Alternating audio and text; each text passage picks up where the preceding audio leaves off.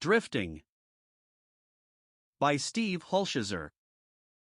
Therefore we ought to give the more earnest heed to the things which we have heard, lest at any time we should let them slip. Hebrews 2 verse 1.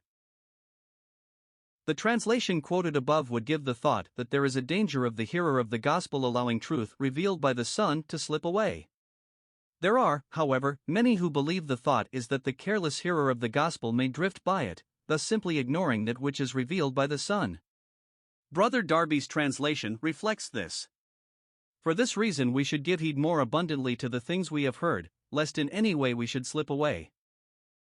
The imagery here is of a boat slowly drifting away from or past a safe and secure harbor.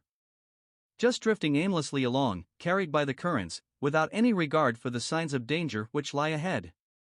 Many who hear the gospel today could be described in this way. They have heard the message which was brought personally to this lost world by God incarnate. One vastly superior to the created angels who functioned as divinely sent messengers, and yet they are carried by the currents of this world and drift right on by. Hebrews 1 verses 4-14, 2:5-9, the writer warns, if disobedience to the message of the angels brought just judgment, how shall we escape, if we neglect so great salvation, which at the first began to be spoken by the Lord? 2:2-3, it is a dangerous thing to take the gospel of Christ which was personally delivered by God through his Son casually and simply drift silently past to eternal damnation.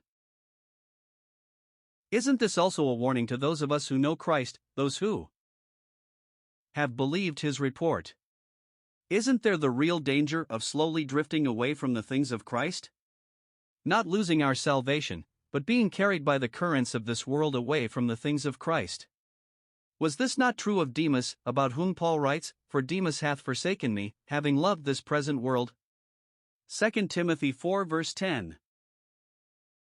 This drifting is not sudden and swift, but slowly, silently, almost without any sense of movement.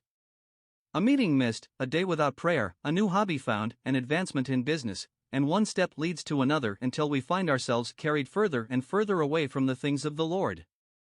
The writer of the Proverbs gives a very clear picture of this departure in chapter 24:30-34.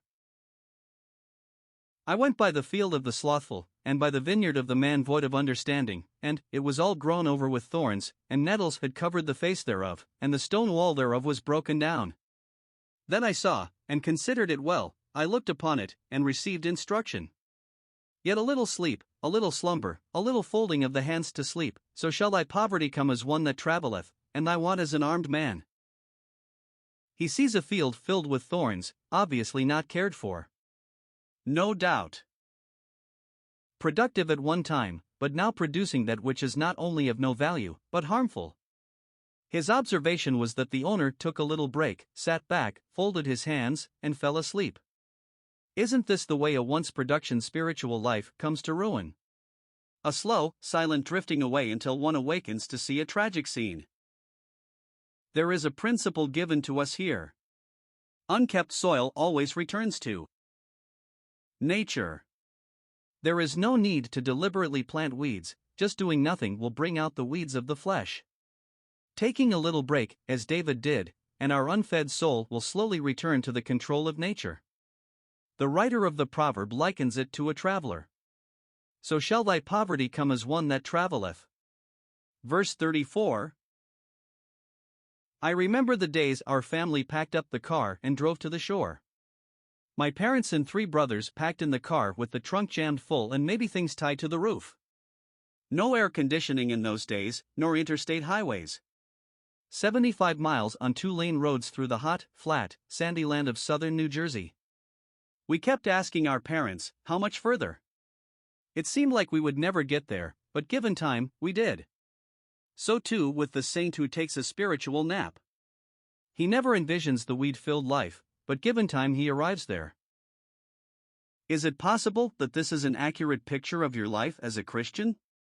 You met the Savior and went on well, until you took a little break.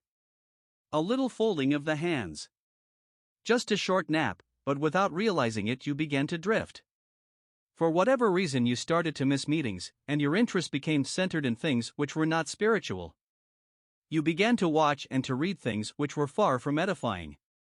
You saw little of your former Christian friends. And now your life, with its potential of being productive for the Lord, is filled with the weeds of the flesh. What a warning to us all! A spiritual nap can be the beginning of spiritual ruin. There must be an alert mind, one constantly aware of the slightest drifting, and when noticed, fleeing to the security of the throne of grace.